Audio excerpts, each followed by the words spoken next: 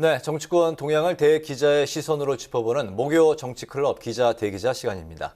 오늘도 최병묵 전 TV조선 해설위원, 박찬수 한겨레 신문 대기자 두 분과 함께하겠습니다. 어서 오십시오. 네, 반갑습니다. 안녕하세요. 네.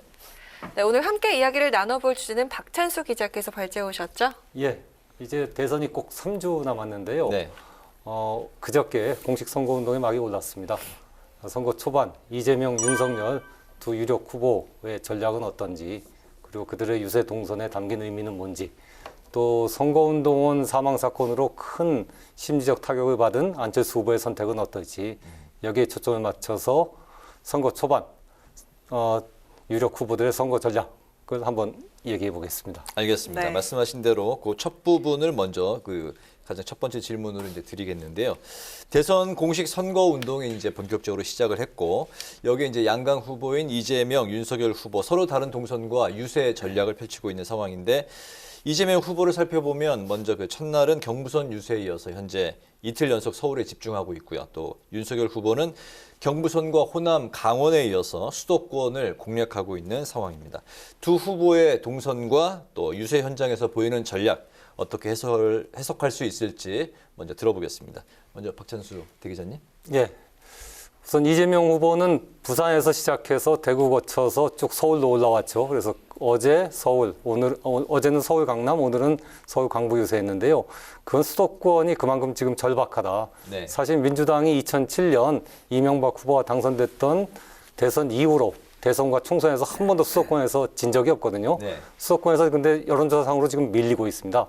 수도권에서 지면은 이번 선거는 없다라는 생각 때문에 수도권에 굉장히 노력을 기울이고 있는 거고요.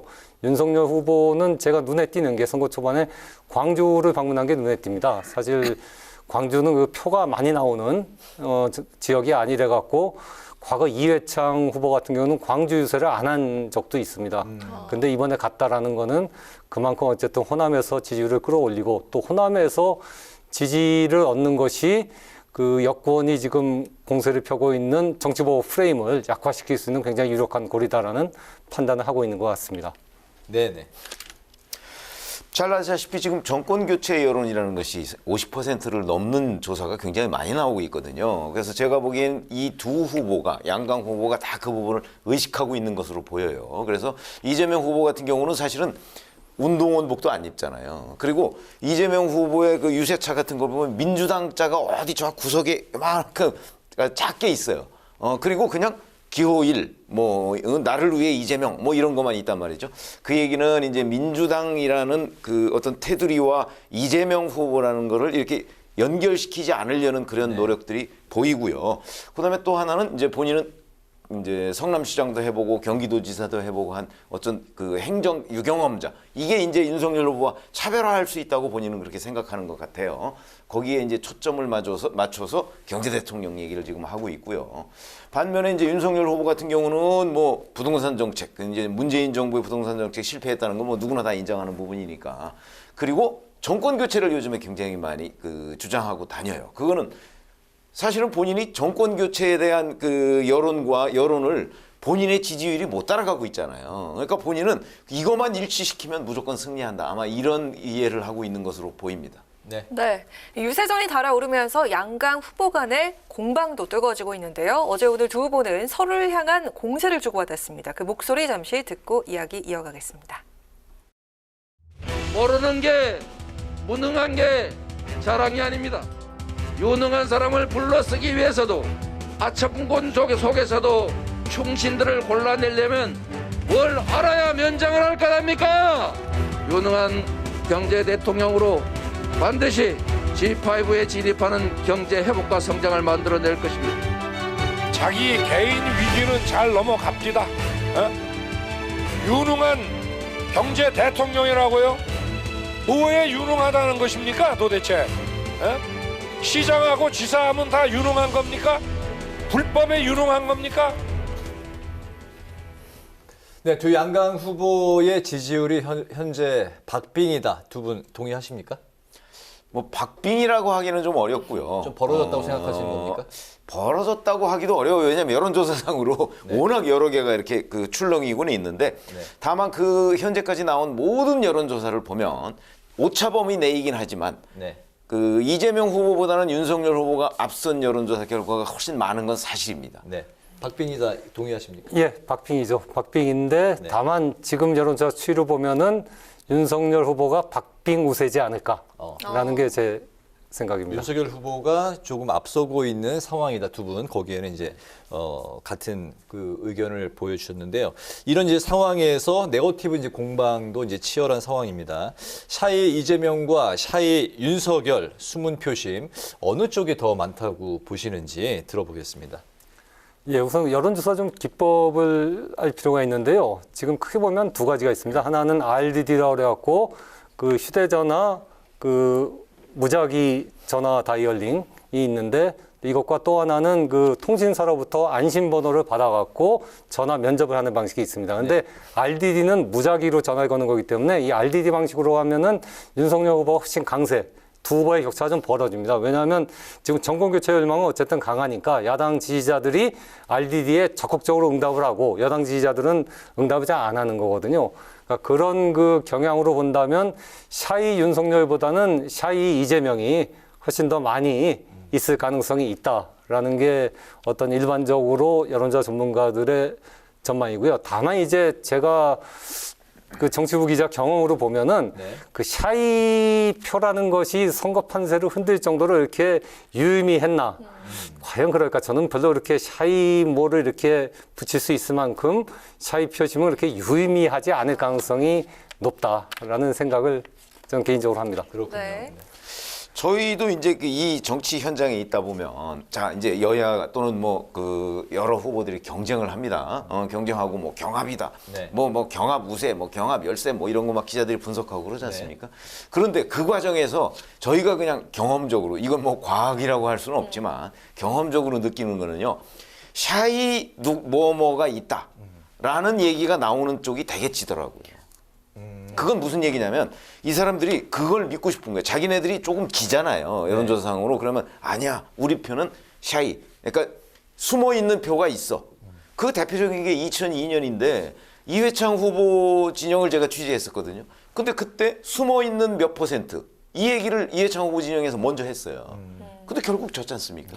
네. 그런 걸 보면 적어도 샤이라는 말이 나오기 시작하면 이게 열세를 인정하는 그런 효과를 가져오더라 하는 게 저희 경험이고 그렇게 보면 사실은 샤이 어쩌고 하는 거는 저는 없다고 봅니다. 개인적으로는. 근데 그렇게 믿고 싶을 뿐이죠. 어느 진영에서. 지는 진영에서. 그래서 저는 지금도 샤이 이재명이나 샤이 윤석열은 저는 없다고 봅니다. 그게 이제 아마 지금 박찬수 대기자께서 말씀하신 그 뭐 큰 유의미한 그 변화를 주도하지는 않는다. 그거하고 어찌 보면 같은 개념일 수도 있죠. 샤이를 언급하는 쪽은 약세, 열세에서 나오는 목소리다. 뭐 동의하시나요? 예, 그 동의하긴 하는데 다만 이제 지금 여론조사에서 하나 좀 눈여겨봐야 될 점은 있다고 봅니다. 제가 그 여론조사 전문가들 얘기 들어보면은 지금 부동층은 사실은 선거전이 이제 진행되면 거의 없어지거든요. 그냥 가장 많이 남아있는 그 계층이 어디냐면 세대가 20대 여자의 네. 부동층이 가장 많이 있다고 지금 얘기를 합니다. 20대 남자도 이미 거의 다 결정이 됐고요.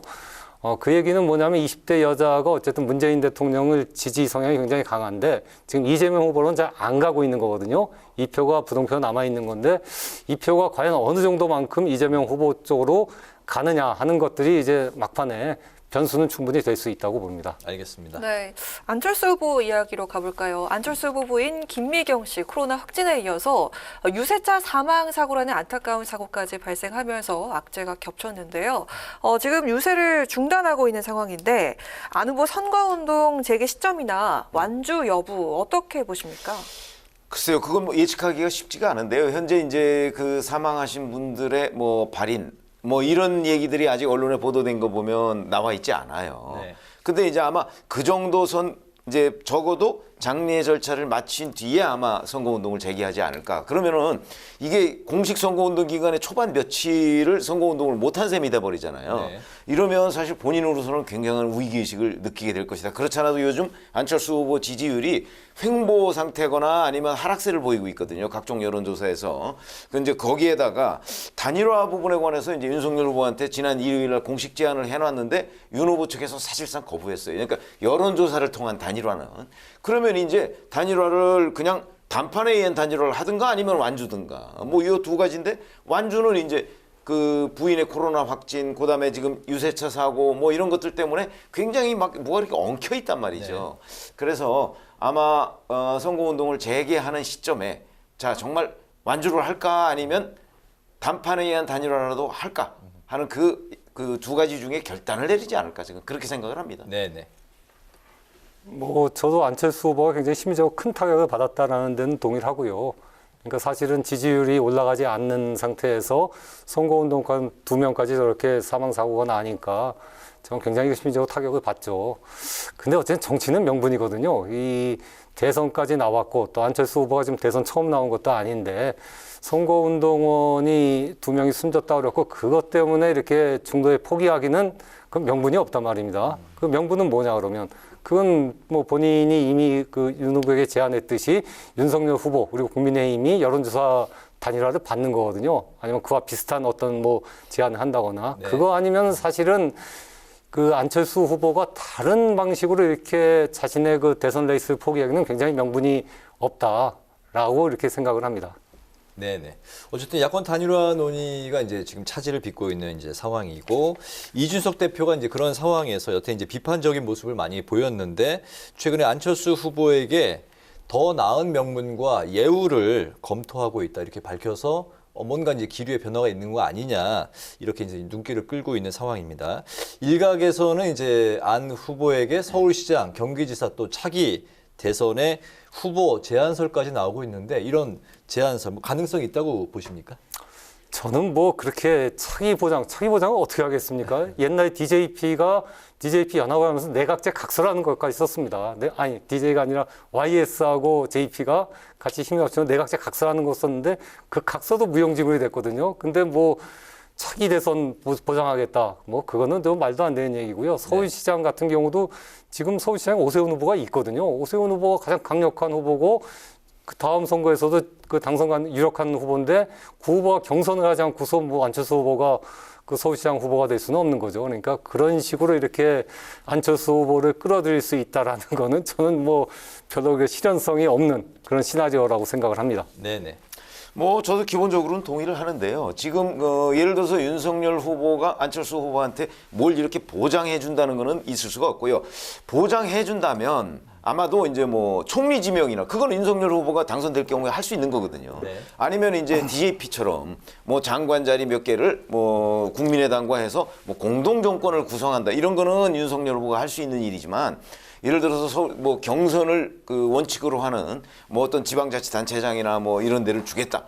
뭐 그거는 불가능한 일이고 더군다나 뭐 차기를 보장하겠다. 그 차기를 어떻게 보장합니까? 그거는 결국 국민들이 결정할 일인데 그렇게 본다면 아마 단판에 그러니까 이준석 대표가 얘기하는 저 얘기는 네. 결국 어떤 식으로든 이제 안철수 후보한테 단판에 의한 단일화를 유도하기 위한 일종의 미끼 뭐 이런 거는 될 수 있을지 몰라도 기본적으로 저 문제 때문에 안철수 후보가 마음을 바꿔서 단일화를 안 하려고 하다가 아 그래 저거 가지고서 나는 바꿔서 단일화하자 이렇게 될 것 같지는 않거든요. 네. 그러니까 역시 안철수 후보가 아마 본인이 내가 여기는 완주를 할 수가 없겠다 싶은 상황이 있으면 먼저 이제 비밀리에 윤석열 후보한테 뭔가를 제안해서 좀 협상을 이뤄나가지 않을까 좀 그렇게 예상을 하고 있습니다. 네. 네, 또 이런 가운데 윤석열 후보는 선거운동 첫날 대구에서 홍준표 후보와 나란히 유세전에 나선 데 이어서 오늘 유승민 전 의원과도 회동을 했습니다. 원팀의 마지막 퍼즐을 완성한 듯한데요. 최근 민주당에서도 유 전 의원에게 계속 러브콜을 보내기도 했었죠. 윤석열 캠프 합류로 원팀 시너지 효과를 기대할 수 있을까요? 저는 이제 유승민 전 의원까지 합류함으로써 사실은 같이 그리고 이제 최재형 후보는 서울 종로에 전략 공천이 됐고요. 홍준표 의원도 뭐 사실 사인 고문 수락했고요. 네. 그러면 이제 이른바 원팀이라고 하는 건 다 이루어진 셈입니다. 네. 그러나 그렇다고 해서 그게 무슨 상당한 시너지를 가져온다 그렇게 생각하지는 않고요. 그냥 원팀의 상징성 이런 것들은 있는 것이고 어차피 대선은 후보의 몫이 90% 이상이라고 저는 생각합니다. 그렇게 본다면 지금 뭐 홍준표, 유승민 뭐 이 두 사람의 합류라는 거는 그냥 원팀이 깨진 게 아니다. 뭐 이런 걸 그냥 국민들 앞에 보여주는 정도의 상징적 의미. 그 정도가 전부가 아닐까 이렇게 생각합니다. 그럼 윤석열 후보도 뭐 크게 적극적으로 선거 운동에 나서지는 않을 것이다라고 보시는 건가요? 윤석열 후보? 저기 유승민 전 의원이요. 아니 오늘 당장 그 최재형 그 전 후보 뭐 종로 유세 함께 했다는 거 아니겠습니까? 그런데 이제 대신 그 선대위에 무슨 직을 맡지는 않는다 이렇게 돼 있잖아요. 그러니까 약간은 어정쩡한 상태의 봉합 뭐 이런 거라고 보는데요. 뭐 그게 선대위에 지금 20일 남았는데 선대위에 무슨 직을 맡느냐 그런 건 그렇게 중요하지 않다는 개념이죠. 그러니까 그냥 상징성 외에 시너지 효과 정도는 기대하기가 어렵다 이렇게 생각했습니다. 네. 뭐 저도 그건 비슷한 생각인데요. 그러니까 도움은 되겠죠. 도움은 되지만 그렇게 크지는 않을 것이다. 어쨌든 그 이제는 공식 선거전이 시작됐으니까 결국은 그 선거의 핵심은 후보가 치르는 거다. 여러 가지 의혹, 네거티브 뭐 여러 가지 논란들이 있겠지만은 그것이 후보의 말과 행동으로 표현되지 않는 이상 저는 그 판세에 큰 영향을 미칠 그런 시기는 지났다고 보고요. 어쨌든 후보가, 그러니까 윤석열 후보가 어떤 발언을 하고 어떤 행동을 하느냐, 거기서 논란이 일어나지 않는 이상, 뭐 크게 이렇게 다른 후보가 도와주고, 뭐 유승민 후보가 도와주거나 아니면 뭐 최재형 전 감사원장이 종로에서 도와주는 것들은 그렇게 크지 않을 거라고 봅니다. 제가 그 1997년 대선 때, 그때 박근혜 전 대통령이 막판에 이회창 후보 지원 유세했습니다. 부산하고 그 대구에서요. 대구에서 그때 할 때 한 10만 명이 모였거든요. 네. 엄청났죠. 야, 그거 보고서 이거 선거 판세에 뒤집어지는 거 아니냐는 얘기도 많고 그랬는데 결국은 이해창 후보가 졌거든요. 그건 결국 이해창 후보의 문제 때문에 진 거죠. 그러니까 누가 도와주고 말고가 이제 판세에 영향을 끼칠 시기는 지났다라고 봅니다. 그렇군요. 네. 민주당이 이제 윤석열 후보의 사법 공약을 두고 이제 맹공을 퍼붓고 있는데 바로 법무부 장관의 검찰 수사 지휘권 폐지. 그러니까 그 핵심입니다. 보수 언론 쪽에서도 바로 이 부분은 우려를 나타냈었는데 적폐 수사 발언에 이어서 바로 이 법무부 장관의 검찰 수사권 폐지 이 부분, 이 문제 파장을 어떻게 바라보고 계시는지 듣겠습니다. 박찬수 기자님. 저는 뭐 굉장히 중요하다고 봅니다. 왜냐하면은 그 사실은 이번 그 선거에서 그 민주당이 윤석열 후보를 공격할 수 있는 가장 강력한 고리는 결국 검찰공화국 만들 거냐, 검찰 정치로 회귀하는 거냐라는 부분이라고 보거든요. 그런 점에서 그 정치보복 발언을 한 직후에 다시 검찰에게 힘을 주고 그리고 법무부 장관의 어떤 수사지휘권을 폐지하는 식의 공약을 낸 것은 어쨌든 민주당으로서는 공격 포인트를 하나 더 준 거고 네. 또 민주당 쪽 지지할 수 있는 그런 그 유권자층에게는 야 정말 저거 윤석열 후보가 집권하면은 굉장히 피비린내 나는 어떤 그 정치 보복이라든가 그런 것들이 있는 거 아니냐라는 우려를 줄 수 있기 때문에 선거 전력상으로는 상당히 저로서는 좀 이해하기 어려운 그런 공약을 내놨다라고 생각을 합니다. 네네. 제가 보기에는 뭐 본인이 추미애 전 법무부 장관으로부터 그동안에 여러 차례 이제 압박을 받았다고 생각하는데 그게 바로 법무부 장관의 검찰 수사 지휘권 때문이잖아요. 그래서 이제 폐지하겠다고 하는 건데 저는 뭐 크게 의미가 없다고 보는 것이 역대 그 검찰청법에 근거해서 수사 지휘권을 발동한 경우가 추미애 전 법무부 장관 빼놓고서는 단 한 번밖에 없었어요. 네. 2005년에 천정배 당시 법무부 장관이 그 동국대 강정구 교수 뭐 구속 여부를 둘러싸고 한 번 수사 지휘한 게 다거든요. 그러니까 큰 의미가 없고 그런데도 불구하고 추미애 전 법무부 장관은 그걸 이제 남발을 했단 말이죠. 그러면 우리가 이런 걸 한번 생각해 보시면 사실은 법무부 장관은 대개 정치인이나 아니면 뭐 이제 검찰 출신이나 뭐 이런 사람들이 많이 임명이 돼요. 이 사람들은 굉장히 정치적 성향을 띠고 있단 말이죠.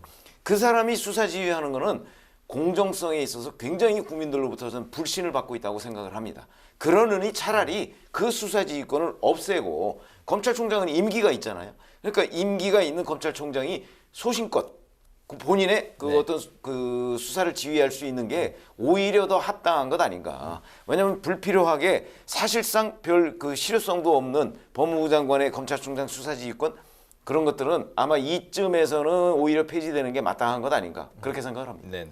네, 이제 마지막으로 정의당 심상정 후보 행보 짚어보도록 하겠습니다. 연이틀 호남 지역을 훑으면서 진보적인 개혁을 강조했고요. 오늘은 또 울산을 찾아서 조선업 노조원들을 만났습니다. 특히 호남 지역에서 이재명 후보를 아주 거세게 비판하는 모습이 나왔는데요. 이재명은 보수로 가고 있다 이런 발언도 나왔습니다. 이 전략에 대해서 어떻게 평가를 하시는지 먼저 들어보겠습니다. 뭐 잘 아시다시피 심상정 후보는 지금 정체성 찾기에 저는 골몰하고 있다고 생각을 하거든요. 왜냐하면 정의당이 정체성을 잃어버린 게 바로 지난 지난번에 뭐 선거법 개정이나 공수처 설치나 뭐 이런 거와 관련해서 이제 민주당 측과 합세를 해서 그걸 밀어붙였잖아요. 근데 실제 총선 후에 어찌 보면 민주당으로부터 버림받았다. 뭐 이렇게 이제 평가를 받게 되고요. 그러다 보니까 정의당만의 색깔이 없어졌다. 그냥 뭐 민주당 이중대 아니냐 이런 비판을 본인들도 굉장히 뼈아프게 지금 생각을 하고 있을 거예요. 네. 저는 그런 것을 벗어나지 않는 한 정의당이 다시 정의당 자체만의 어떤 그 특별한 색깔 이걸 내기가 어렵다고 보고 유권자들한테 그 부분을 평가받기도 쉽지가 않다고 생각하거든요. 그것이 저는 심상정 후보가 지금 각종 여론조사를 보면요. 안철수 후보한테 한참 밀리는 현상을 보이고 있어요. 그게 바로 정체성을 잃었기 때문이라는 건데 그걸 이제 찾으려고 지금 어찌 보면 뒤늦게 심상정 후보가 고군분투를 하고 있는데 아마도 이번까지는 그게 쉽지는 않을 것이다. 왜냐하면 유권자들이 너무나 민주당의 뭐 이중대 뭐 이런 이미지가 강해요. 그러니까 저거는 아마 그걸 정체성을 회복할 때까지는 상당한 시간이 필요하지 않을까 이렇게 생각을 그럼 합니다. 진보 지지층의 표심을 좀 얻을 수 있을까요? 그러니까 아니 그런 부분을 말씀드리는 거예요. 그러니까 진보 지지층이라는 게 이제 민주당도 있고 뭐 정의당도 있지 않습니까? 그러면 정의당만의 특별한 정의당만을 우리가 지지해야 될 이유가 있어야 되는 거예요. 그게 좀 없어졌다는 거죠. 그럼 그걸 이제 이번 기회를 통해서 회복을 해야 되는데 시간이 필요하다 이런 개념입니다. 네. 네.